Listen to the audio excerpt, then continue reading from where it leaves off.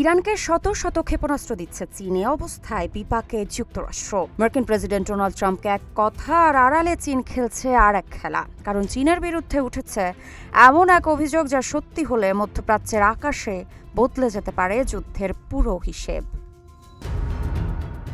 একাধিক আন্তর্জাতিক প্রতিবেদনে দাবি করা হচ্ছে ইরানের হাতে পৌঁছাতে পারে শত শত চীনা তৈরি কাঁধে বহনযোগ্য আকাশ প্রতিরক্ষা ক্ষেপণাস্ত্র বা ম্যানপ্যাডস।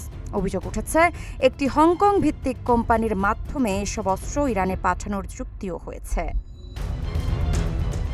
এই অভিযোগের মধ্যে মার্কিন প্রেসিডেন্ট ডোনাল্ড ট্রাম্প দাবি করেছিলেন চীনের প্রেসিডেন্ট শি জিনপিং তাকে আশ্বাস দিয়েছেন চীন কোনো অবস্থাতেই ইরানকে অস্ত্র দেবে না। কিন্তু এরপরই নতুন প্রতিবেদন সামনে আসায় শুরু হয়েছে তীব্র বিতর্ক। বিশ্লেষকদের মতে এমন ক্ষেপণাস্ত্র আধুনিক যুদ্ধ বিমান সহজে ভূপাতিত করতে না পারলেও নিচু দিয়ে উড়ে অভিযান চালানো বিমান ও হেলিকপ্টারের জন্য বড় হুমকি তৈরি করতে পারে। ফলে ভবিষ্যতে যুক্তরাষ্ট্র বা ইসরায়েলের সম্ভাব্য বিমান অভিযান আরও জটিল ও ব্যয়বহুল হয়ে উঠতে পারে।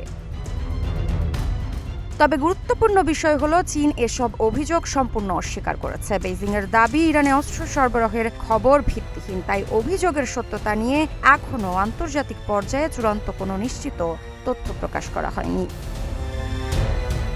তাহলে প্রশ্ন একটাই, এটি কি শুধু অভিযোগ নাকি মধ্যপ্রাচ্যের যুদ্ধে নতুন অধ্যায়ের ইঙ্গিত? নজর রাখুন পুরো বিশ্বের। মৃত্তিকা সিনহা বিশ্বাস, গ্রিন টিভি ডিজিটাল।